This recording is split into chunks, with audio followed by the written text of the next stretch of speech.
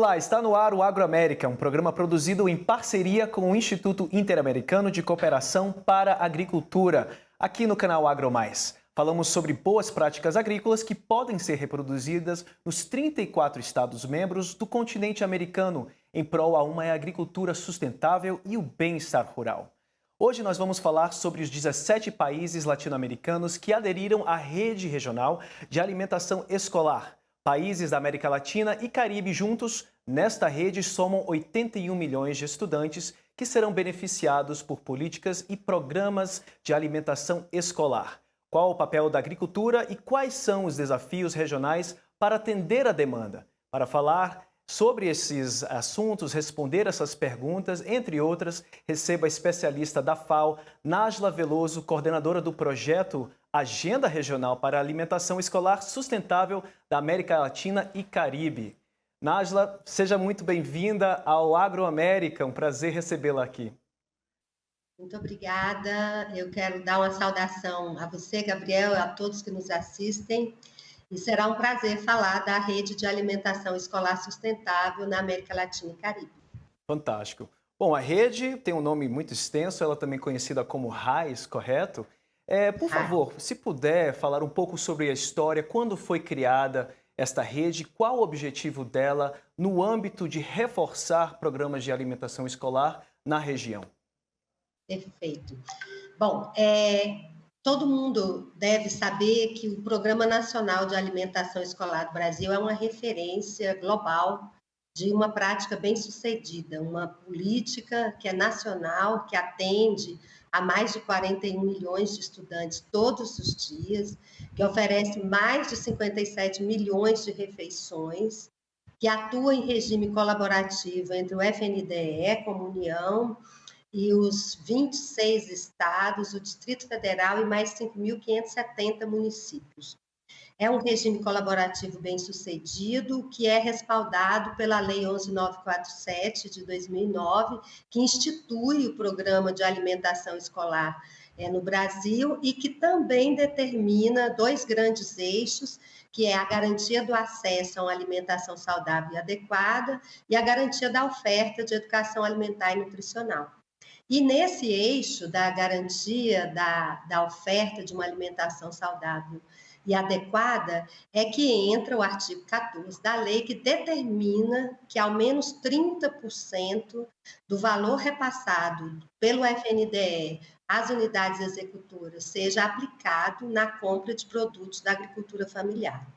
Então, esse é um desafio que desde 2009 nós temos vivido no Brasil com muito êxito, com demandas, com oportunidade de aprendizagem, com algumas debilidades, mas que nós temos aprendido muito como funciona, e a Rede de Alimentação Escolar Sustentável tem se apropriado dessa experiência brasileira e tem feito esse diálogo.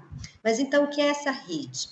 Na verdade, como esse programa é uma referência global e é demandado pelos vários países para ser conhecido, entendido, especificado, detalhado, em 2009 foi criada uma cooperação técnica internacional entre o governo brasileiro e a FAO. O governo brasileiro representado pela Agência Brasileira de Cooperação e o Fundo Nacional de Desenvolvimento da Educação, que é o FNDE, que é o órgão que desenvolve a alimentação escolar no Brasil.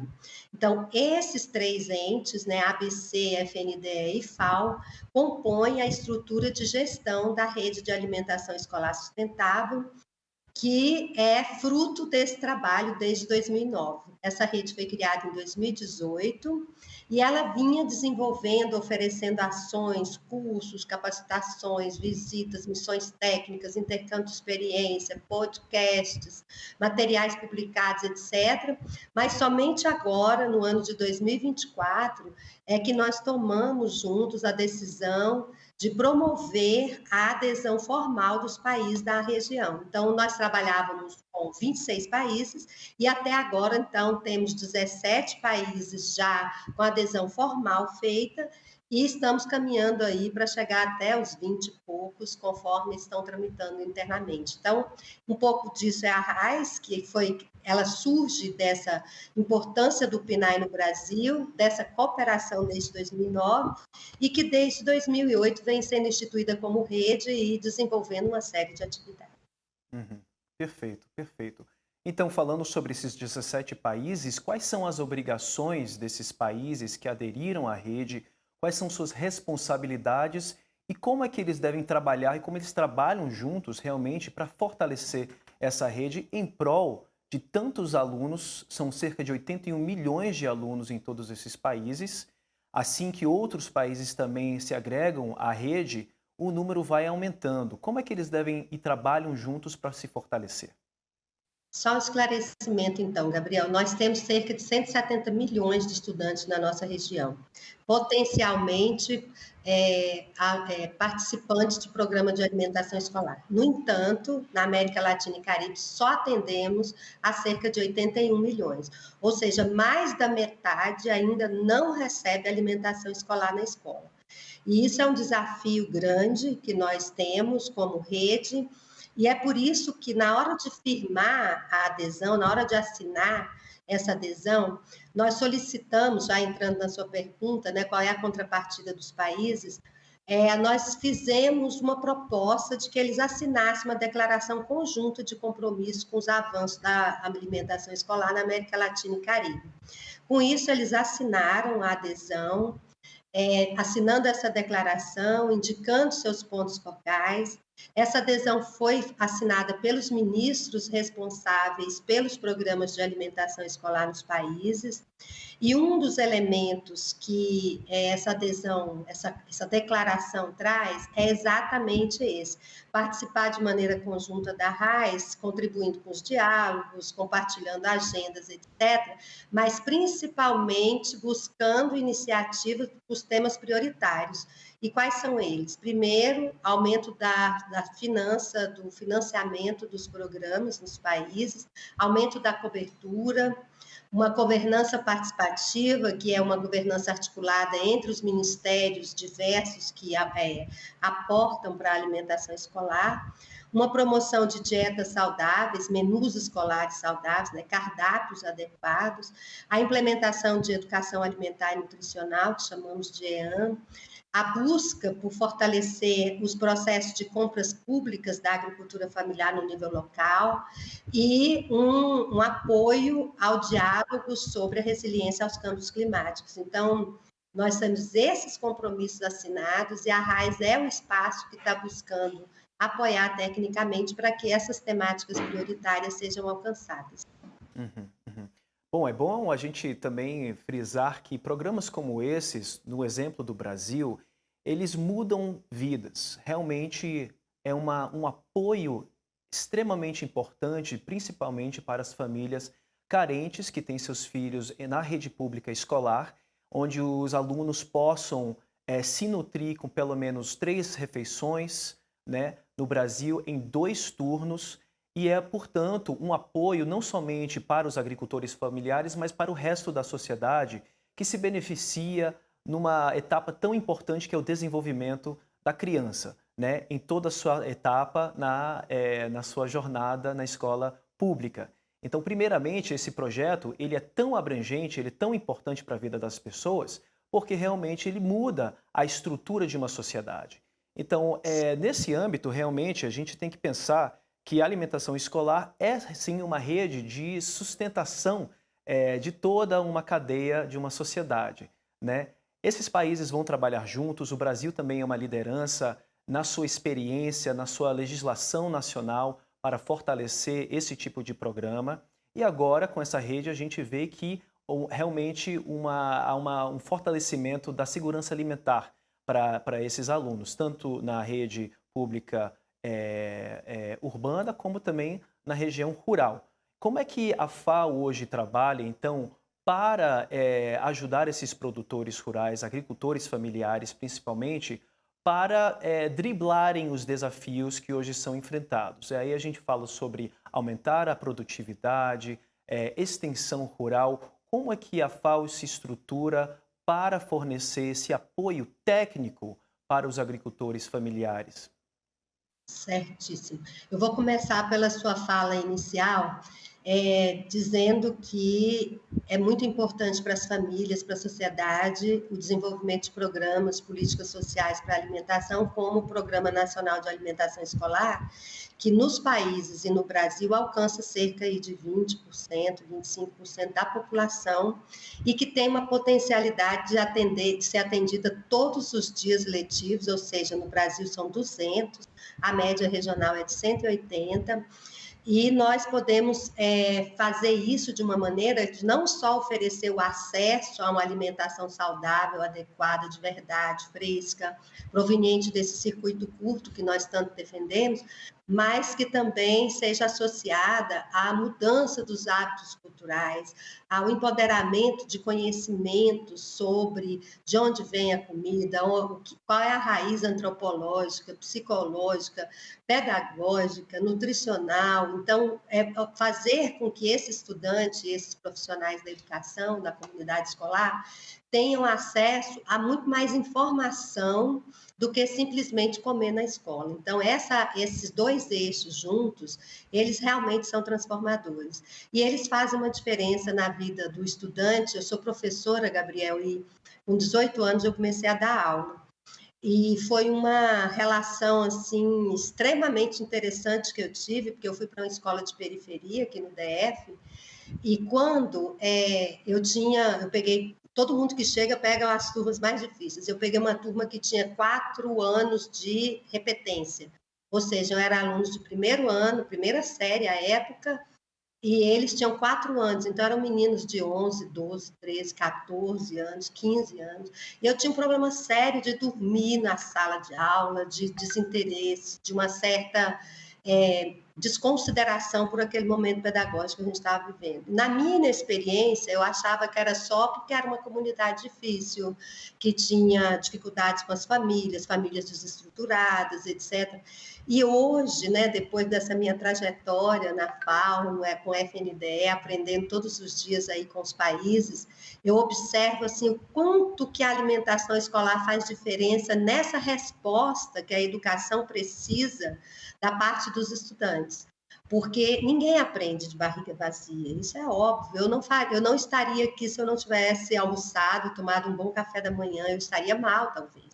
E esse estudante, repetidamente, sem receber esse afago nutricional, que é a alimentação escolar, ele vai ter muito mais dificuldade de aprendizagem. A educação nunca vai chegar a ser a educação de melhor qualidade que nós desejamos. Então, eu trabalharia aqui que o que nós estamos fazendo hoje é um aporte social, pensando nessa geração e nas gerações futuras. Então, e a rede de alimentação, indo lá para outra parte, a rede de alimentação escolar sustentável, ela busca, primeiro, esse nível de sensibilização, de advocacy, mas eu acho que a gente já passou um pouco disso, os países já têm essa clareza, já conhecem a política de alimentação escolar brasileira, sabem das suas dificuldades e avanços, e eles estão buscando também desenvolver essa ação. Nós trabalhamos com uma metodologia chamada Escolas Susteníveis, escolas sustentáveis que representam escolas sustentáveis aqui no nosso português. Um dos componentes dessas escolas sustentáveis é a compra da agricultura familiar. E eu quero dizer que é o componente mais desafiador. Por quê? Porque no Brasil nós tivemos alguns avanços muito importantes, que foi a experiência do PAA, que é o Programa de Aquisição de Alimentos. Nós tivemos experiência do PAA distribuindo, fazendo toda uma logística, estruturando normativas, criando uma cultura de compra da agricultura familiar, criando um ambiente de compra em circuito curto. Os países não têm necessariamente essa experiência. Então, isso é um elemento agravante para a compra da alimentação escolar. Nós observamos outro tema: não há uma legislação que permita a muitos países desenvolver essa compra direta. Muitos deles, às vezes, enfrentam a necessidade de fazer essa compra com intermediários, o que não é o estímulo que nós, como FAO e governo brasileiro, fazemos por meio da RAIS. Nós sempre estimulamos que a compra seja direta, o mais próximo possível do ambiente escolar, que seja estimulada a criação de cooperativas, associações, para que também essa compra individualizada essa compra também alcance o maior número de produtores, e nós sempre estamos dialogando sobre quais os mecanismos concretos e práticos que nós precisamos para chegar a executar essa política. Excelente, excelente. Olha, Nájila, eu acho que a gente pode entrar nesses detalhes logo depois do nosso intervalo, porque a gente já chegou ao limite aí do primeiro bloco. Então, vou pedir somente que quem esteja assistindo a gente acompanhe, fique aí, porque depois do intervalo nós vamos continuar com esses detalhes, desafios e justamente as soluções que a FAO vem acumulando ao longo desses anos no desenvolvimento dessa rede. Fique por aí que o Agroamérica volta em instantes.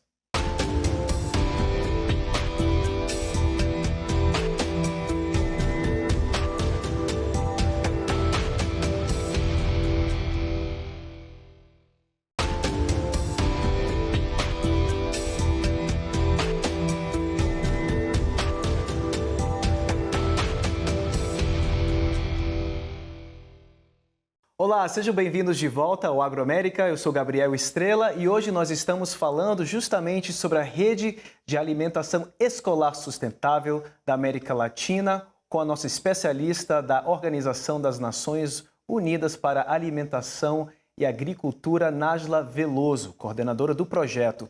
Nájila, nós estávamos falando justamente antes sobre os desafios que a agricultura familiar enfrenta, que os países enfrentam também, na estruturação das legislações que possam facilitar a compra de alimentos, justamente também ajudar e facilitar que esses agricultores familiares também se estruturam por meio de cooperativas e associações para facilitar a compra direta de alimentos para programas de alimentação escolar. Você falou alguns exemplos aqui justamente sobre a falta de legislação de compra direta, a falta de cultura e experiência justamente para isso. O que mais você pode trazer sobre esses desafios que devem ser prioritários para esses países? Olha, Gabriel, na verdade, hoje nós passamos daquela fase de dizer para os países que isso é importante. Eu acho que nós já conseguimos construir esse paradigma de que a compra da agricultura familiar ela é um potencial de avanço para os países, não só do ponto de vista econômico, territorial, local, mas também do aumento da produção de alimentos frescos, sustentáveis, de alimentos de verdade, como nós chamamos aqui no Brasil. E também nós já sabemos que a agricultura familiar é uma resposta possível para enfrentar os problemas das mudanças climáticas que nós temos. Eu vou falar sobre isso um pouquinho mais no final, mas uma questão importante, então, é trazer que, apesar de estarem sensíveis a esse tema, há desafios, ainda há obstáculos.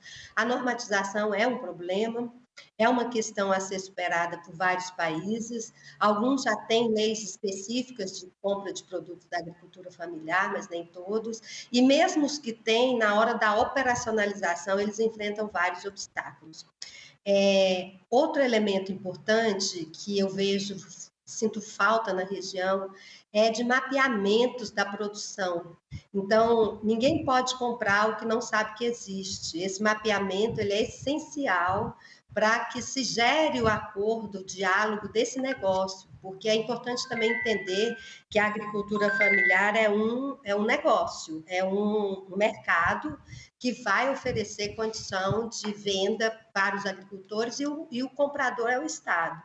Então, é muito importante estabelecer conexões e diálogos dessas agendas e dizer o tanto que vale ressaltar para cada país o quanto isso é beneficioso para todos. Então, assim, é o recurso do Estado que volta para o próprio Estado, volta para o município, volta para o mercado local e aporta benefício para o estudante. É uma via de mão dupla. Porém, essas leis específicas de agricultura familiar, elas também precisam ser respaldadas por leis de alimentação escolar que indiquem que esse é um mecanismo de definição do processo de compras. Então, nós temos o Brasil, que tem a lei de 2009, e nós temos mais 6 países na região que têm leis que determinam compras públicas da agricultura familiar. Isso facilita? Facilita. Resolve? Nem sempre, mas facilita muito, porque os países já têm uma determinação, um escopo jurídico de fazer essa compra desse mercado. Nós fizemos um estudo aqui no Brasil que trouxe para nós elementos que nós buscamos. Quais os elementos facilitadores e dificultadores do processo de compras? Nós fizemos esse estudo junto com o SECANI, que é o Centro Colaborador de Alimentação e Nutrição, o SECANI-UF, que é o SECANI da Universidade Federal Fluminense. E alguns elementos apareceram como facilitadores.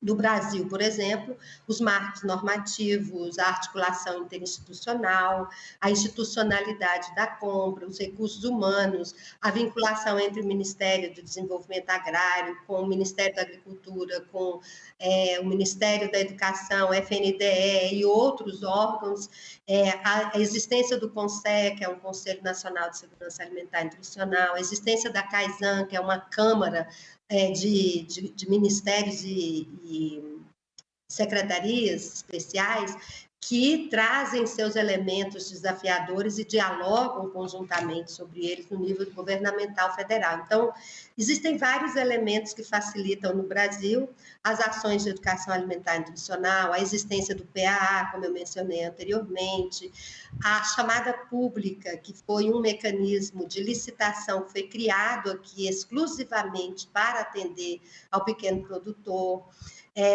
o apoio da Conab na hora de desenvolver análise de preços, de logística, etc. Existem vários. A existência de EMATERs, ATERs, que são assistência técnicas de extensão rural, tudo isso são facilitadores. Porém, mesmo assim, existem algumas dificuldades. No nível regional, eu já te comentei que essa falta do mapeamento é importante. A questão da vigilância sanitária ainda é um desafio também para vários países e também para o Brasil, porque quando nós pensarmos no Brasil, e esse estudo foi feito aqui, a gente tem que pensar que nós temos vários Brasis dentro desse continente aqui chamado República Federativa do Brasil. Nós temos pelo menos 5 regiões já definidas, mas nós temos aqui uma diversidade gigante de realidades. Então, às vezes, dentro de uma própria região, a realidade do Mato Grosso, por exemplo, não é a realidade do Distrito Federal.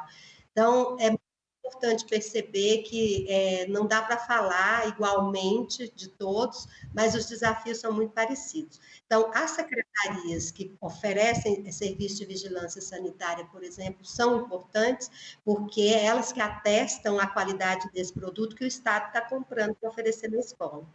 Muito importante ter esse serviço. É muito importante ter energia elétrica e infraestrutura, e, lamentavelmente, nem todos os municípios contam, nem todas as escolas contam com esse serviço ainda. É muito importante você ter um acesso ao agricultor direto, e aí, num país gigante como esse, isso é complicado. Por isso que é muito importante contar com os Ministérios de Agricultura e Desenvolvimento Agrário, no fomento às cooperativas e às associações, e contar com as assistências técnicas. Eu diria hoje para você que os países que não contam com ATERs, como nós contamos, e com EMATERs, como nós temos em vários estados, eles têm muito mais dificuldade de se aproximar desse agricultor, com informações, com assistência técnica, com inovações, com subsídio de sementes, de mudas, enfim. E, além de tudo, ainda hoje a gente convive com as secas, com as inundações, com os pulgões na terra, porque a terra é mais úmida, seca. Isso vai gerando outros problemas que a gente nem imagina que existe com relação às pragas, e essa assistência técnica é que vai favorecer que esse ambiente de produção seja favorável para esse ambiente de compra, que é o que a gente está desenvolvendo lá pelo lado dos programas de alimentação escolar. Então, Gabriel, pense que são 2 atores, né? De um lado os que produzem, de outro lado os que compram, e há desafios por todos os lados, e é muito importante pensar que uma rede como essa e ações governamentais no nível nacional, no nível estadual, municipal, são muito importantes, precisam estar em permanente diálogo. Então, a articulação entre esses setores é um desafio que nós não podemos diminuir, porque é esse diálogo entre as várias secretarias no nível municipal, entre as várias secretarias estaduais, entre os ministérios no nível nacional, que vão permitir superar grande parte desses desafios. Tem vários que eu poderia mencionar, mas eu queria que você comentasse alguma coisa. Bom, eu não estou aqui para comentar, mas apenas aprender e trazer essas informações graças ao seu conhecimento. Mas eu acho que a senhora falou muito bem sobre esses desafios. Me parece que, apesar de toda a tecnologia, apesar de todo o conhecimento, temos que investir ainda mais, principalmente nesse tipo de monitoramento da produção agrícola, da agricultura familiar. Realmente é um desafio que um país como o Brasil tem, pode ser uma liderança regional, pelo nosso tamanho, pelo nosso conhecimento, pelo desenvolvimento de tecnologias que a Embrapa, entre outras instituições, detém e desenvolvem neste momento. Então, principalmente, eu acho que o aceno é trabalhar segurança alimentar de uma forma mais inteligente, mais segura. E, bom, chegamos ao fim aqui do programa. Eu gostaria de agradecer a senhora muito pelo seu tempo, sua disponibilidade. Estamos de portas abertas sempre para conhecer um pouco mais, né, sobre os avanços que podem ser feitos para garantir o bem-estar rural, o bem-estar urbano, a alimentação, né, saudável para toda a população. E, bom, fico à disposição para outras oportunidades. Muito obrigado. E eu também, porque eu não falei nem um terço do que eu poderia ter dito aqui dos elementos dificultadores e das estratégias que nós estamos propondo para superá-los. Então, eu aguardo também outro momento para dar seguimento a esse diálogo, vou ter muito prazer. E como FAO, eu agradeço essa oportunidade como rede de alimentação escolar sustentável na América Latina e Caribe também. Excelente. Bom, fica uma deixa aí para uma segunda entrevista. Eu aguardo você para esta oportunidade. Agradeço à doutora Nájila Veloso pela sua participação e a vocês pela audiência. Eu fico por aqui e te aguardo no nosso próximo Agroamérica. Até mais!